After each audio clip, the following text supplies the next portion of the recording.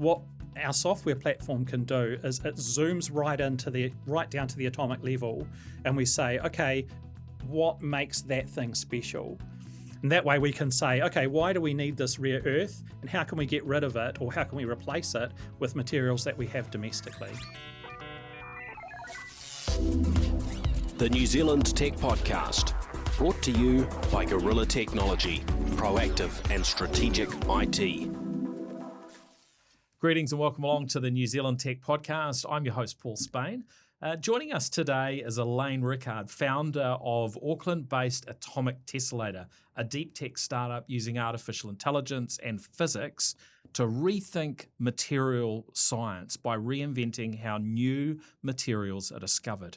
With a background in large-scale software and machine learning in New Zealand and the United Kingdom with companies such as Google, Alain has launched Atomic Tessellator in 2022 with the goal to tackle the hidden bottleneck behind modern technology, which is how we discover essential new materials.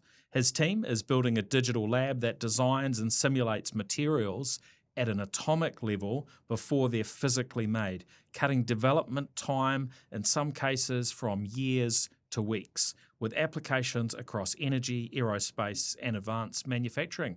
Welcome along, Alain. How are you? Thank you. I'm good. Thanks for having me. Excellent. Well, before we jump in, a big thank you to our show partners, to Spark, One New Zealand, 2 Degrees, Workday, Fortinet, PwC, and Gorilla Technology.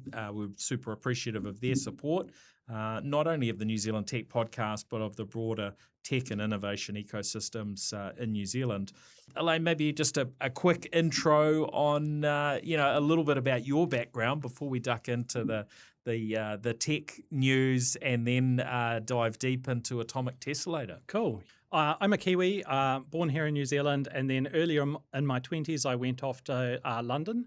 While I was in London, I spent 12 years there working at Google in DFP systems, and then also started my own deep learning consultancy. While I was in London, we scaled deep learning technologies across a whole bunch of different backgrounds. So we were doing weather model prediction, energy prediction, real estate prediction, LiDAR processing, security systems, lots of different sort of domains. And then I came back to New Zealand just recently to be a bit closer to the family as well, and also to take my skills and start to build a company that was in the materials and chemistry space. I had a really interesting teacher at high school who was like very supportive of my formative years and showing me chemistry, and that love sort of persisted throughout my career and has now led to Atomic Tessellator. Brilliant. And I have to ask, but I saw in your LinkedIn what looked like some interesting use of AI when it comes to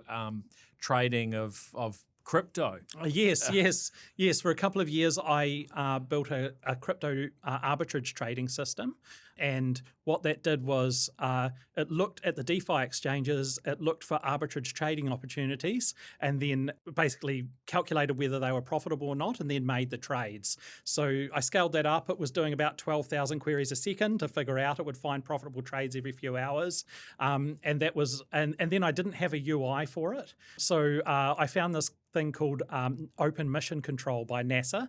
It's an open source GUI that they use to control the Mars rover, and I modified that to control the arbitrage trading bots and show the trading opportunities and then allow me to review them before I could submit them. So quite a varied background and in all forms of AI. Yeah, fantastic.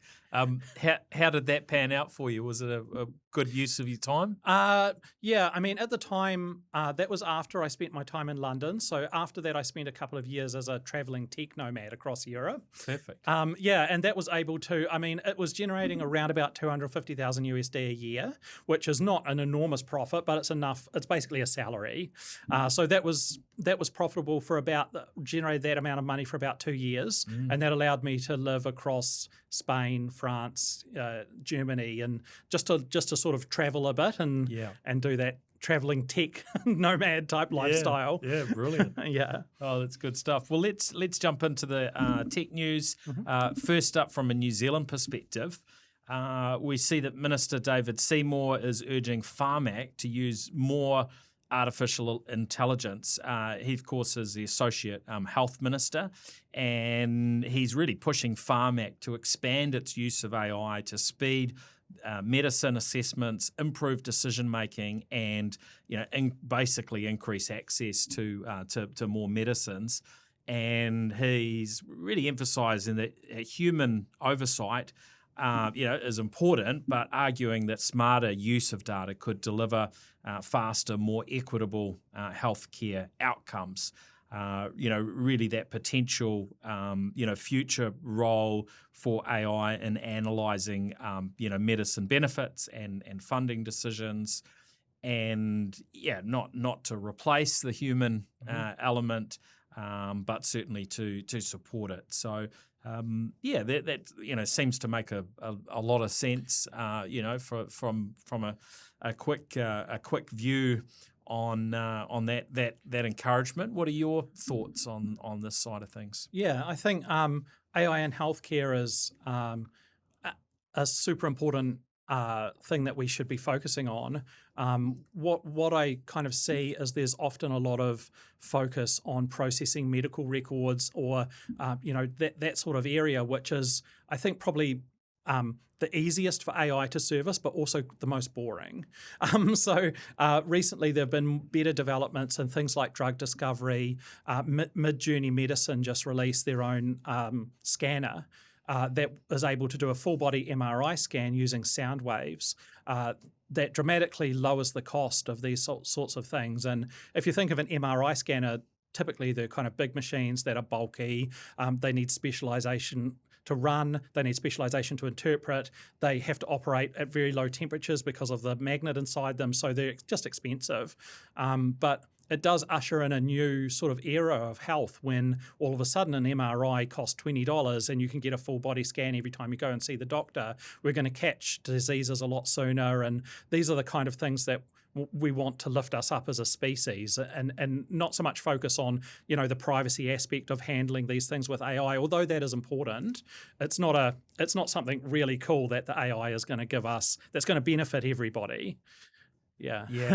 No, I agree. And look, there have been little opportunities along the way. Some of the opportunities for, really leveraging AI and new approaches of reducing health problems or catching them early. Yes, make a lot of sense. And obviously there's a bunch of those companies in New Zealand as well.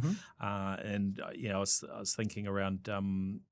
One of them recently, I think, we need to do a bit of a revisit. So, it's a timely story. Now, also a story with a New Zealand angle. Rocket Lab have announced they will acquire Iridium, who many will know of as kind of the long-term player in the satellite phone or satellite mobile market. Originally launched out of Motorola, some decades ago. This is a deal worth around 14 billion New Zealand dollars. But what it's likely to do is really help to transform Rocket Lab from the company that they have been into a company that is really very well rounded when we look at them as a space company. So many have thought of Rocket Lab as a launch provider.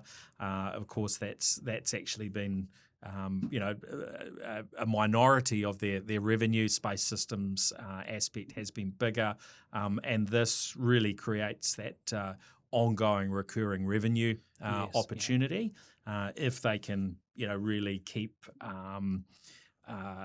shaping the Iridium business into something new, because I don't think there'd be too many people that have been lining up to buy new Iridium phones for for some time. They've been it's been quite a niche product out there.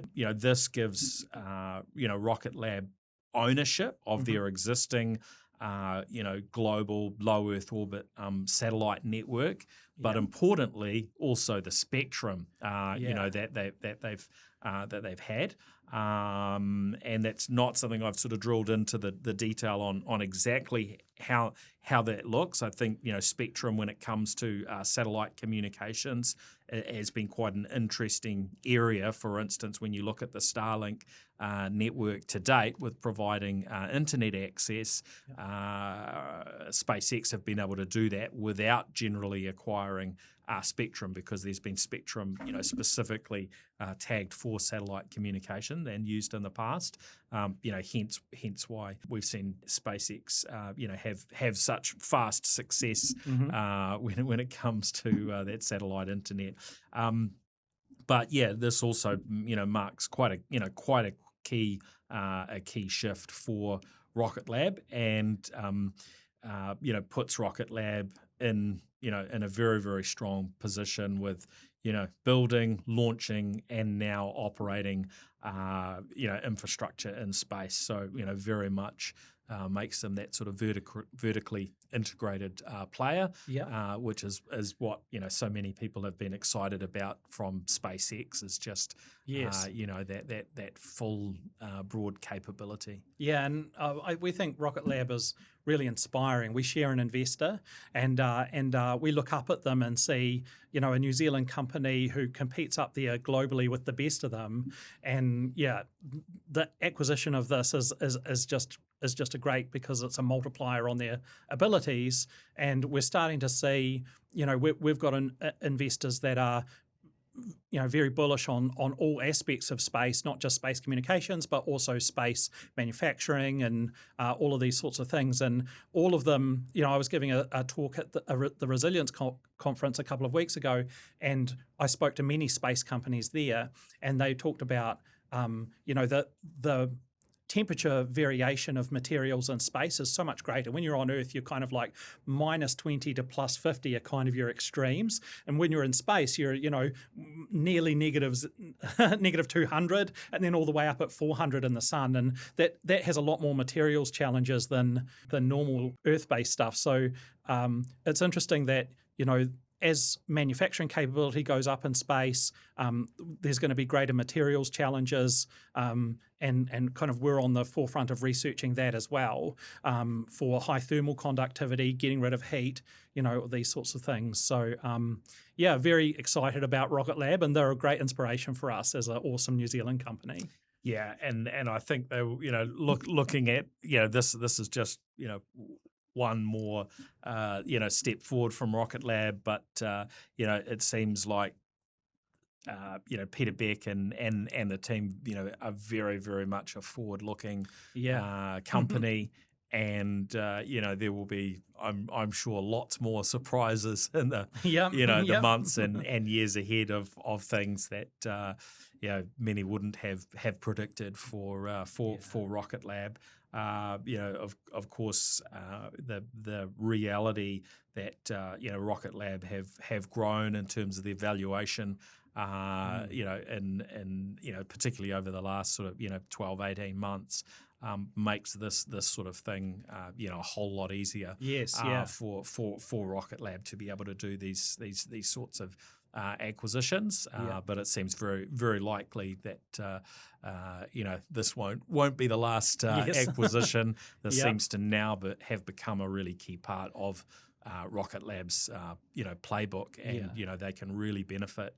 I think their sort of size and scale will benefit from this from a recurring revenue perspective, and Iridium as an existing becoming on board as a business unit, then can obviously leverage all of the capabilities within Rocket Lab as they probably rethink what their future looks like.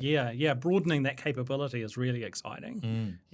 And then going on to the global front, we've heard that SpaceX are reported to be considering a direct consumer Starlink mobile service. So this sort of thing has often been bounced around as the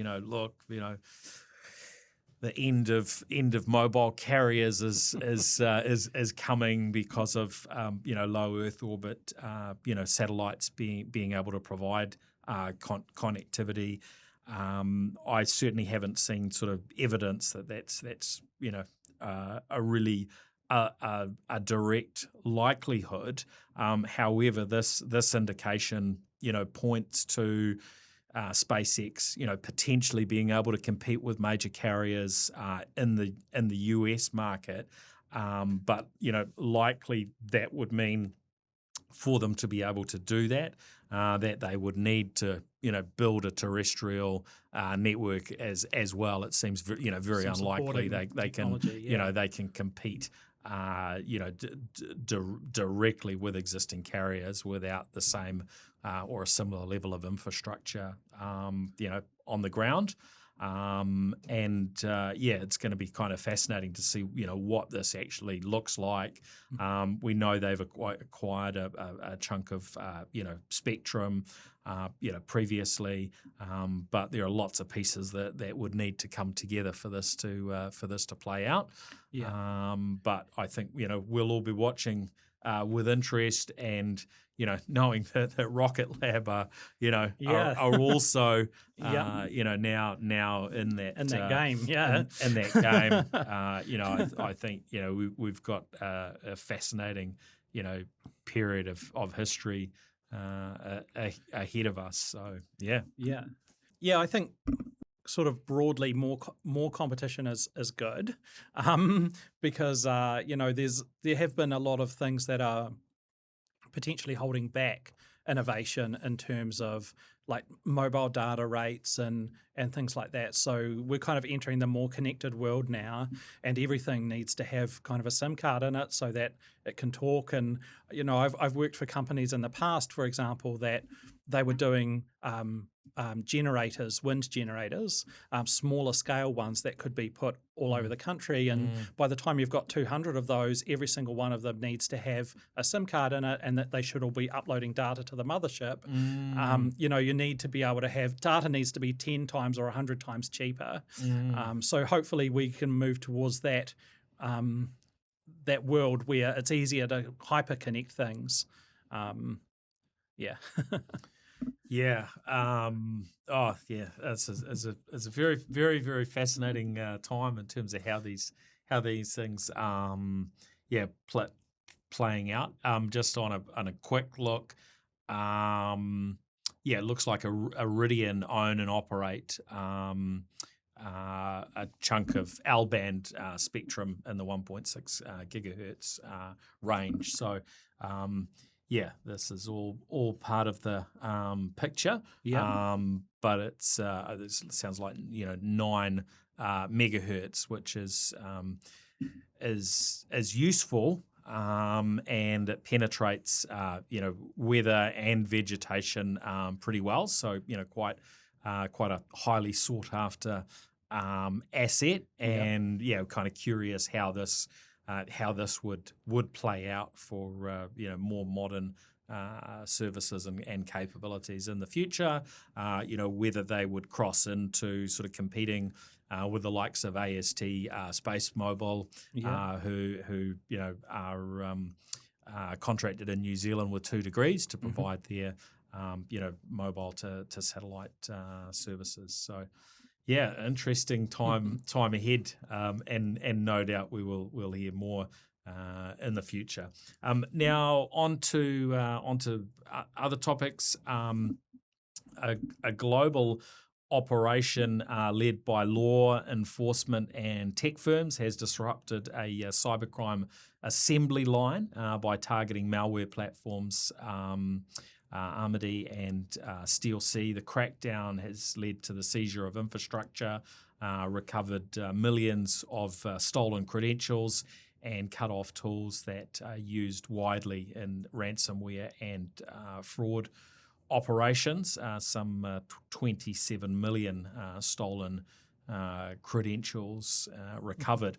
Always encouraging to see this sort of disruption to the world of cyber criminals. There's there's always so much going on behind the scenes that causes significant damage, but it does seem to be that sort of cat and mouse game, and at times we see these sort of positive disruptions. At other times, the cyber criminals tend to make significant progress without getting well challenged. Yeah, I think it's good because it is an arms race, and the odds are in the favor of the attacker in cyber, right? Like the attacker only has to find one chink in the armor, right? So it's nice to hear the positive aspects of it.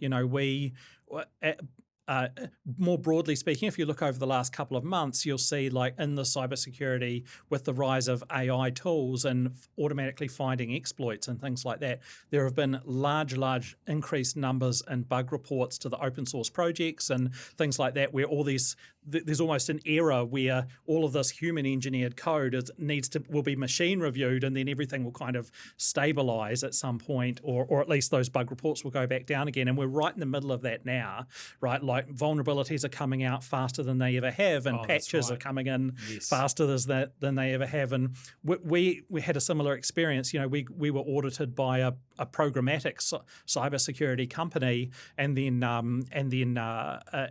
I sort of have a bit of a background. I was in cybersecurity for a couple of years, and I know what a small and talented team can produce, and I know then I was able to compare that and contrast that to what the machines could produce 10 times cheaper and 100 times faster. And really, it was amazing to see the quality of a machine audit, and then to have machines also fix that, and then humans to obviously review it. But it's nice to see that the positive aspect of this in the news as well, that the shields are up and the machines can defend us as well as they can attack. Yes. And then the other couple of stories I wanted to touch in on. One, Apple's price hikes due to memory costs is what they've said. So this is increased prices across Macs and iPads. And very much driven by AI demands on memory especially, and related supply chain constraints. So this is seen, for instance, the base MacBook Air in the New Zealand market was 2,200 New Zealand dollars. That's jumped to I think 2,600. New Zealand dollars, so we're sort of 15 plus percent jump in prices, and obviously this varies across their product range. If we look at Microsoft, who have got their Surface products, which somewhat align with the MacBook in terms of being a Windows kind of compete with the MacBook products. We've seen huge jumps on that side as well, and I mean some of those numbers are have been somewhat eye-watering. I think one case is a 50% increase from the prior model to the current model in terms of prices. So, quite a big impact. That said, I think if you look back over the last 30 years, and we look at the value and what we've got for our money when it comes to hardware, prices have effectively, once you consider inflation, have kept tracking down and tracking down and tracking down. So it's not quite the end of the world, but it is going to be going to be painful for individuals, families, and for organisations who are maybe having to stump up quite a lot more for hardware purchases, and this could well flow on into the cloud services and so on that we're used to paying for. That said, I think we've seen, say, increases in improved value when it comes to, say, storage over a period of years that probably hasn't been passed on by a lot of cloud vendors, be it AWS or Microsoft. We haven't seen their prices for cloud storage particularly tracking down. Yeah. So, I would argue that they owe us something on that front. But right. they would argue they want to keep lining the pockets of their shareholders Yes. with more and more profits. Yeah, yes, yeah. I do hope to see a jump down in price when the supply shores up again. But maybe that might be too optimistic. But also the other thing is that we see this in critical materials too. We're getting signals from our intelligence partners and things like that show sudden extreme spikes and due to scarcity and supply chain interruptions. So there was a rare earth that's price jumped 4,000% just recently. A few months ago, there was another one that was 2,000%. And we actually have a list going forward of projected demand across EU, and we model all of that internally because it matters to guide what we should study next and the rare earths we should find replacements for. Yeah. And we know, for example, and here's this is not a stock tip, but we do know that there is a great increase in the projected demand for iridium in the EU in the next couple of years. They're projected to, just the EU alone will consume 120% of the global supply of iridium. So there's going to be a shortfall of that coming up, and as a result, we target materials that can replace that. And so this all feeds into the engine. You're talking about iridium as the material, as not a material, the nothing to do with the yeah. It's kind of annoying that these things flow down into the consumer devices as well. Yes. I hope that that's just an ultimate symptom that we can get rid of at the supply chain level by shoring that up a bit better.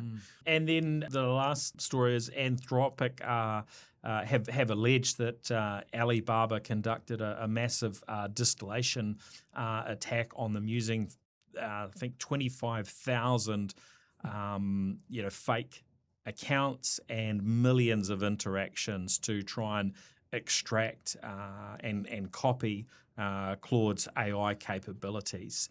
This is something that we've heard, in recent times about these distillation attacks, particularly from China, and the claims are, really highlighting, growing geopolitical tensions, risk to the cutting edge IP from these models, and that desire to replicate advanced AI systems as quickly as possible. And the US has been very much sitting at the forefront here. But if a distillation attack can allow open source and other models to be able to replicate those models, then that's part of how we see the open source models maybe sitting not too far behind the latest frontier models. Yeah, it's a real shame that kind of attack exists. Because it's kind of it really is in a fundamental way a theft, but I do also want to encourage sort of the decentralization of AI for everybody, because there is quite a dark future in a single company owning all of humanity's intelligence abilities. We're already starting to see, in the higher universities that the rates of math cheating and things like that are getting very high as the younger generation is outsourcing their intelligence to a private company, and the way and having that all centralized in one place. I'm not sure that's a great idea for 10 years in the future of humanity. But open source AI is kind of the source of democratizing that for everybody, and we do want everybody to have a scientist in their house. Or when I was very young, I fished computers out of the trash, and that was my first sort of as a 12-year-old building a cluster in my room and that sort of thing. And we want the next generation to have the equivalent of that. They should have a little AI in their bedroom that they can play with that's close to the frontier models, and something there to keep the bedroom warm. Exactly. and provide some intellect. Yeah, very good. Well, let's jump into, to hear from you, Alain, around Atomic Tessellator, maybe, more of the background Sure. story. We've heard a little bit about your background, but very, very keen to see how you brought your initial ideas together and got things off the ground, because it's been moving very, very quickly from what I can see. And, you've raised some significant funds there. So maybe you can walk us through a little bit of that. Yeah, sure. Yeah. Well, I've always been a bit unconventional in my approach to sort of life, and Atomic Tessellator had a bit of an unconventional start as a company as well. So I built the very first version of it as a hobby project while I was working for a US company. And the advantage of working remotely was that I could start work at 3 a.m. and I would be finished by 10 a.m. And then I would just rest for an hour, and I had all afternoon to work on passion projects. So I spent the first kind of 6 months, all of the afternoons, building Atomic Tessellator to study surface catalysis, because that was just an area of physics I was interested in. And then what happened is I entered it in a data streaming competition and won $250,000 USD. Wow. And that kickstarted the company. So it was like, okay, we've got enough money now to work on this full time. And then we were, at the same time, I entered it in the Amazon Accelerator program and went to pitch at the end of that. And then we were noticed by 2 other investors. And we sort of brought up to $1 million USD as a pre-seed raise, and then the company turned into from hobby project to real thing. So that was about a year and nearly a year and a half ago, and then since then we've been building out our simulation capability to simulate metals, alloys, rare earths, magnets, these sorts of things, and then we had anticipated it would take like 2 or 3 years to come up with a new material. It actually happened a lot faster than that. So we made our first novel materials discovery about 7 months after that initial funding period. We put it through the labs. There's been a few iterations backwards and forwards of that. So it was synthesized in reality, not just sort of made in a computer. Fantastic. Maybe you can, in your words, kind of break down what you do at Atomic, Tessellator in a little bit more detail. Yeah, sure. So we've built a virtual material lab. So what that means is that we can take some material or some desirable properties and say, okay, within a whole bunch of these constraints, come up with a new material that satisfies everything that we want. So a concrete example of it is, say, samarium cobalt. And samarium cobalt is a high temperature magnet, and it's really supply chain constrained because samarium only comes from one country.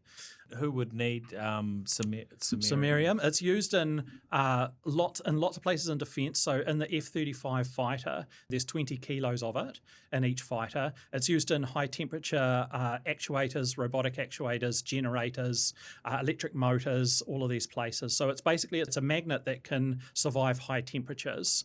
But the problem is it's a rare earth magnet, so it's really supply chain constrained. What our software platform can do is it zooms right down to the atomic level, and we say, okay, in this little virtual chunk of samarium cobalt, what makes that thing special?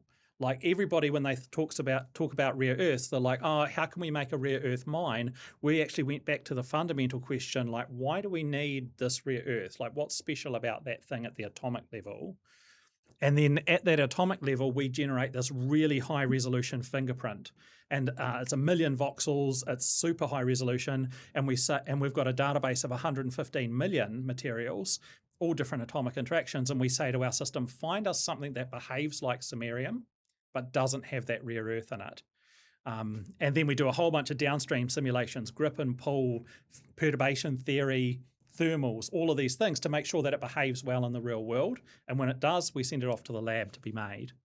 And that way we can say, okay, why do we need this rare earth? And how can we get rid of it, or how can we replace it with materials that we have domestically?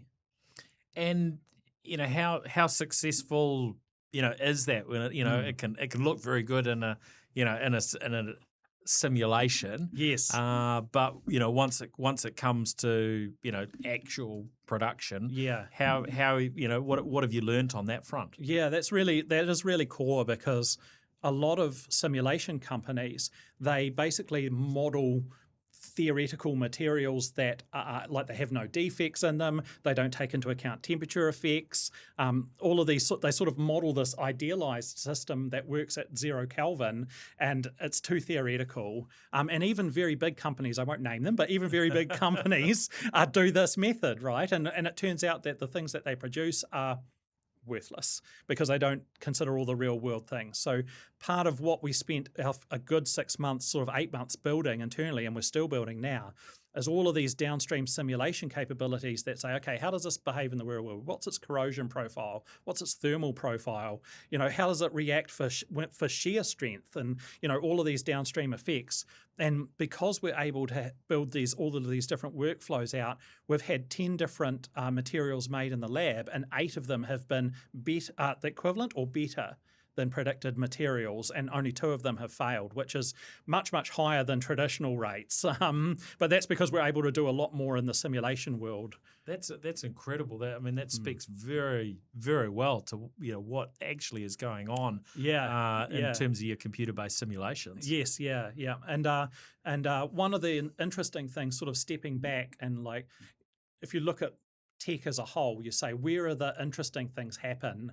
And the interesting things happen right at the edge of what the computers can do, right? So like, if you go back to 1999 and say, I'm going to start YouTube and we're going to encode every video that gets uploaded, people would say, oh, you're crazy.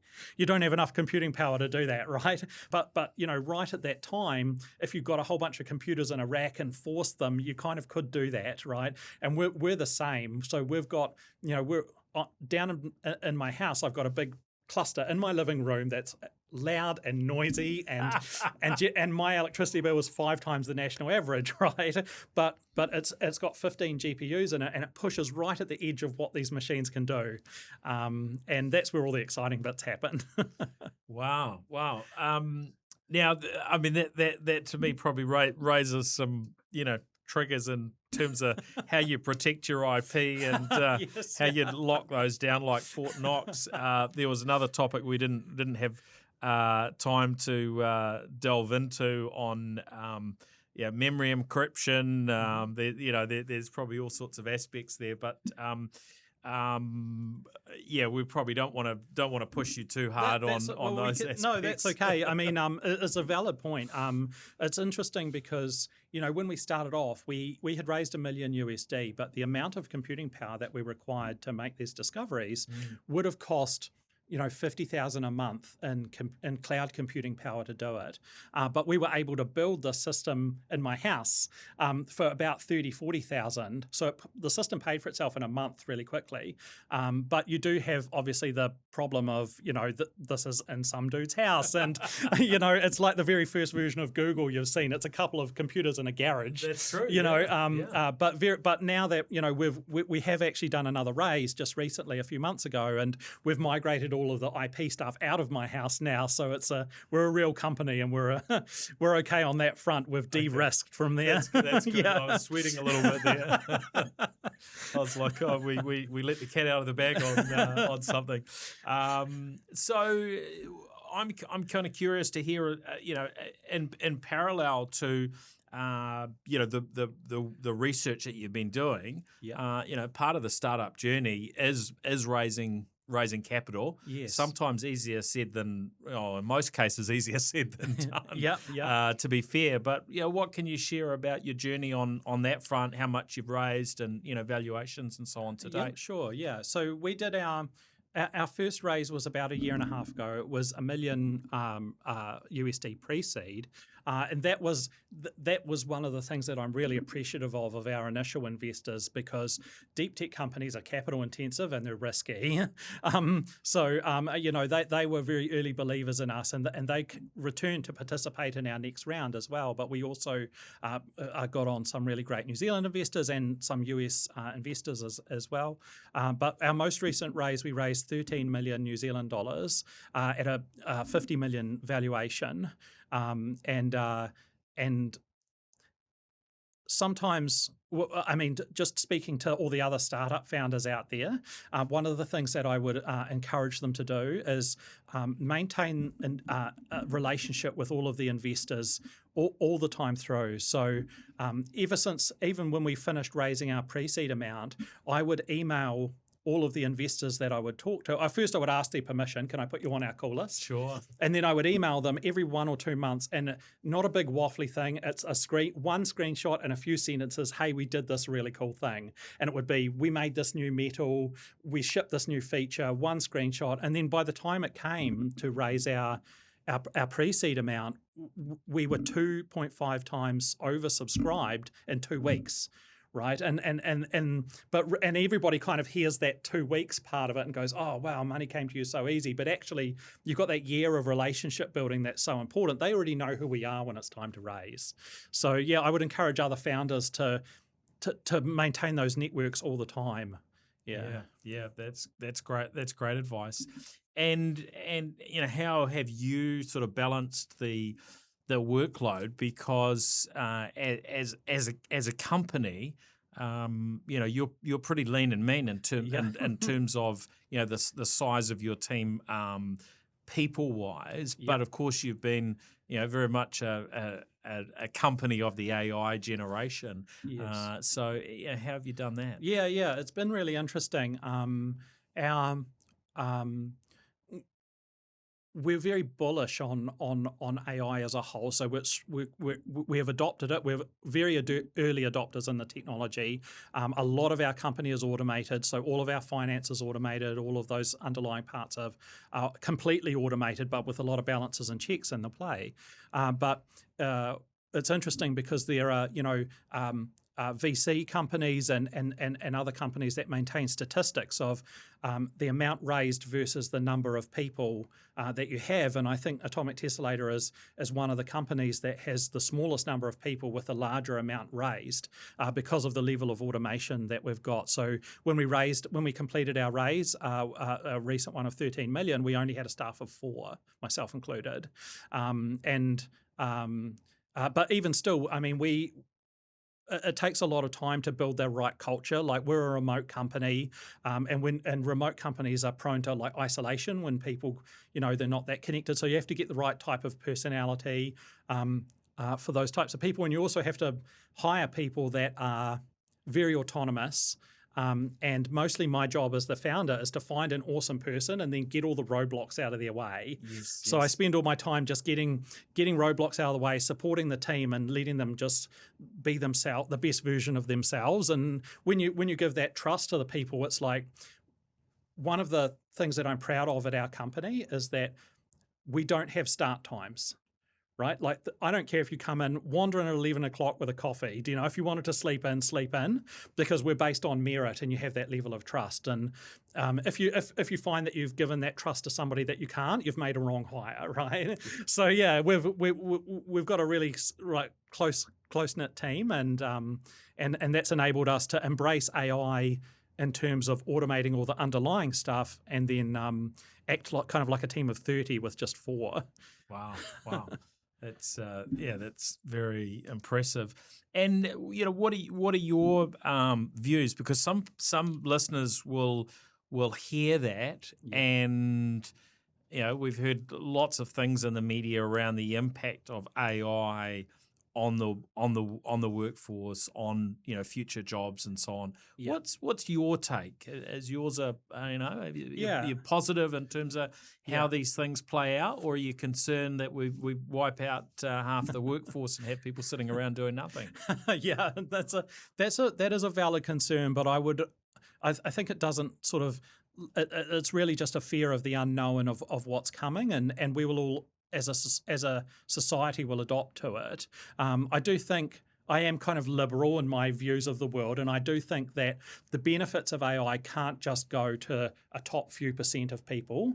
Every time there's a productivity increase in a company, the benefit seems to flow to the top, and everybody still works hard, right? So I'm a big believer that everybody should benefit. So maybe we shouldn't be working 40 hours a week. Maybe we can, wind that back a bit, and everybody in the world should benefit.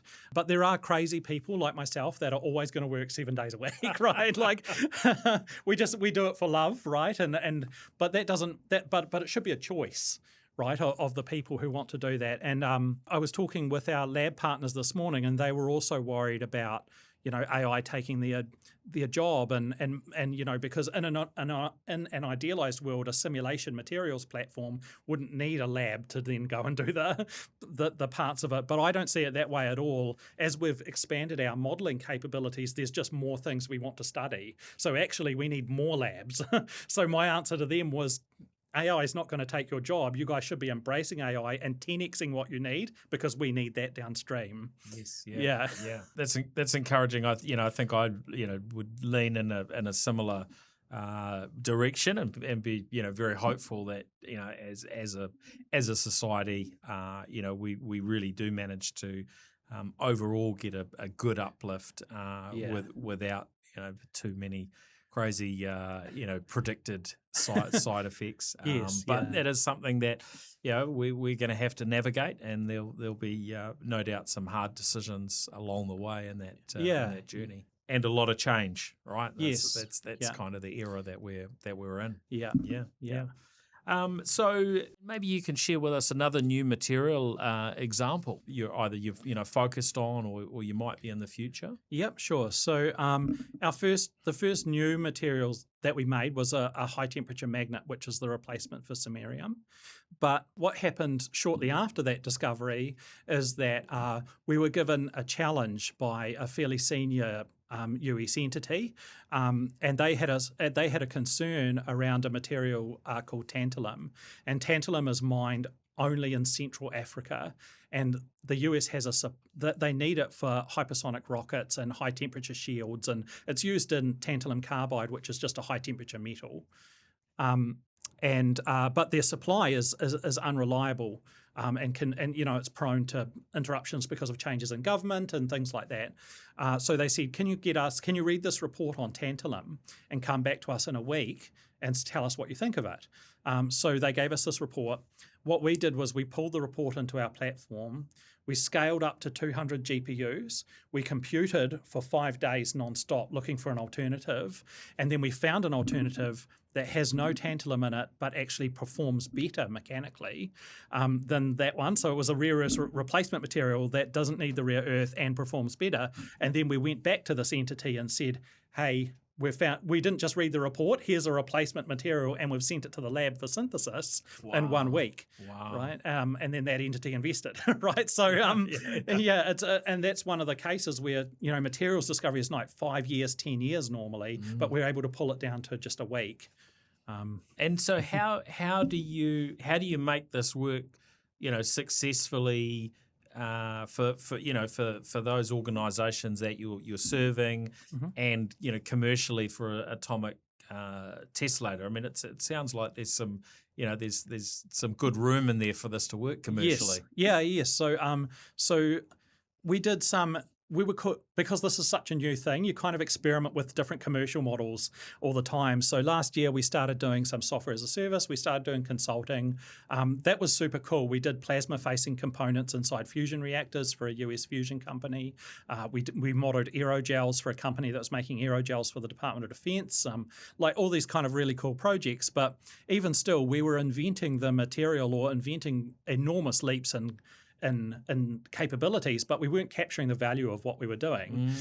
So one of the things and then at that same time, while we were doing that kind of SaaS model, we started making our own materials discovery.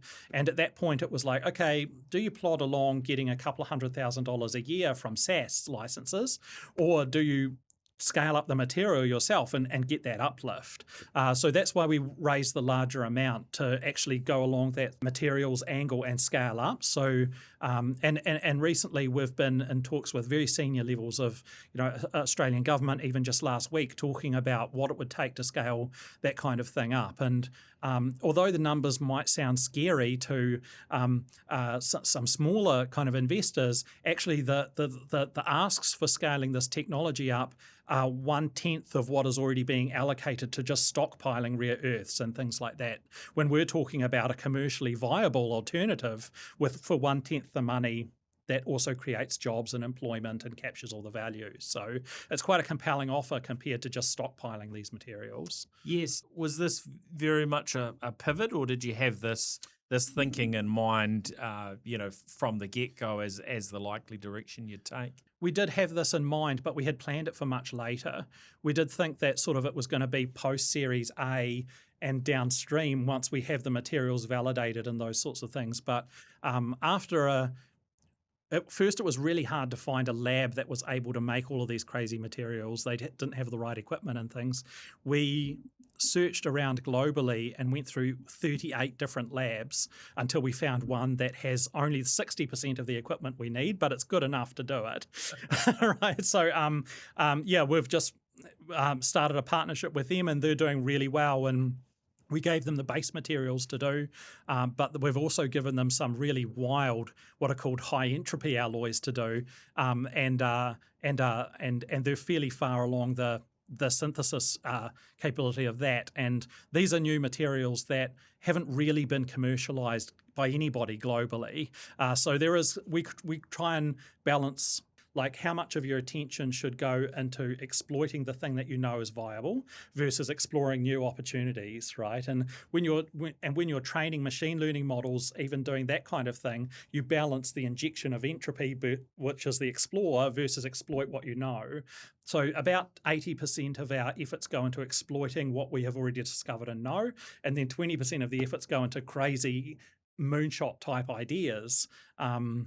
On the long odds that they will pay off, but those odds are not really lottery; they're actually starting to pay off. So, wow. So, if you were to sort of look at the longer term in terms of where you could be in a decade, a decade or two's time, and noting that there will no doubt be other competition around the world. Yes. What do you imagine that could look like? Yes, yeah, we'll have an office just beside Rocket Lab, and be their brother. There is. I think one of the important things to look at is kind of the trajectory. There are about 15 material science companies in the world. I was sort of proud in a contrarian way that we were the lowest one a year ago. We're the smallest team. We had raised the least. Super scrappy, super a little bit contrarian, a little bit wild, but kind of dreaming big like every New Zealand company should be doing. And then a year later, we're kind of number 5 in the world. And that's just in 1 year. Some of these other sort of competing companies are 10, 15 years old. And it's the trajectory which has also helped us get noticed by high levels in the US and Europe and Australia as well. Alain, over the years, we sometimes hear stories of how governments can make a real difference, to a new startup, to a particular sector. We've certainly seen government get behind Rocket Lab, for instance, New Zealand Space Agency. I'm curious from your perspective, what examples have you seen on that front, and do you see there being an important role for the New Zealand government in the success of Atomic Tessellator? Yes, one of the examples that we kind of keep an eye out and that some ministers have also shown us in Australia is that there's an example during the 80s where the photovoltaic cell was invented at UNSW, and it was invented by an extremely talented professor there, and the Australian government didn't pay this enough attention that it needed, and the technology essentially offshored to China. And now that technology is in all of the photovoltaic cells and the solar panels that basically humanity uses. And it was a case where a local innovation was lost to another country. And when we were overseas in Australian Parliament last week, some of the ministers who are sort of helping us pitch there sort of use that as an example and said Atomic Tessellator is this again. It's where there is this local capability that is fiercely patriotic, that also wants to be local and is really flying the flag, but the level of local engagement just isn't quite there. We've noticed a very big difference between the New Zealand government and the Australian government with who is embracing us and willing to support us. As a Kiwi, I want to stay super patriotic, but also as a founder and as a business person, I have to do what makes sense and where the most support goes. So we're always open to engagement. We've also got really cool stuff to show people, and I would value as much local support and encouragement as we could get. Yeah, so who do you think, ideally would be, from a government side, would be engaging with Atomic Tessellator? Yeah, I think we kind of have a couple of angles. One is the technology angle, being an AI company that's not just an AI wrapper around the big models, but we develop our own proprietary models. We've got models that speak physics instead of text, these sorts of things that have been built by us locally. So there's a technology angle, and there's also a strategic angle because we're replacing rare earths. So there is a real chance for us to make a dent in the set of materials that have extreme supply chain constrictions on them. And most of the time, the answer to that is let's build a new mine, but they start at $10 billion. And there are replacements here that are capable or better than the ones that they're doing, built by an innovative New Zealand company that we really want to push on the edges of. So there's but that's almost like a resources and mining angle as well as a technology angle. So we're really open to speaking to both of those. Yeah. It's exciting. I mean, you look at Australia, and they've often been called the lucky country. Partly because of what they've been able to dig out of the ground. Yep. And if we can do that for the next generation, but yes. With innovation, rather than having to dig things up, then that sounds very, very exciting. So I hope somebody listening in can maybe wave your flag yes. a little bit with the relevant ministers. We never quite know who's listening in on a given That's amazing. Thank episode, you. But yes. all the best on that front. Yeah, thank you very much. Was there anything else you wanted to add before we finish up the episode? Yeah, sure. If anybody wants to find out about us, there's atomictessellator.com. Follow us on LinkedIn as well. We're also always looking for really great talent. So, please come to us. And I try and sort of be a member of Python New Zealand and these other kind of community events. And I also mentor young programmers who are early in their career. So if anybody wants some kind of guidance or advice or things, I always try and help if I can. That's excellent. That's yes. fantastic. Well, thank you. Thanks so much for being generous with your time and your insights, Alain. It's great to chat. Brilliant. Yeah, thanks everyone for listening in. And of course, a huge thank you to our show partners, to PwC, Fortinet, Workday, 1NZ, 2 Degrees, Spark, and Gorilla Technology. Really appreciate what they do to ensure that we're able to keep publishing throughout the years. Look, if you've been watching our video, then make sure you're following on your favourite podcast or audio platform. And of course, if you've been listening to the audio, which is most of our audience, great if you can also follow us on the likes of YouTube so you can access our videos as well. Well, that's us for this week, and we'll be back again with another episode next week. And if you haven't been catching up with the latest New Zealand Business Podcast episodes, worthwhile jumping across there. Some really fascinating interviews over recent weeks, and a lot more to come there too. All right, take care. Thanks, Alain. Cheers. The New Zealand Tech Podcast, brought to you by Gorilla Technology, proactive and strategic IT.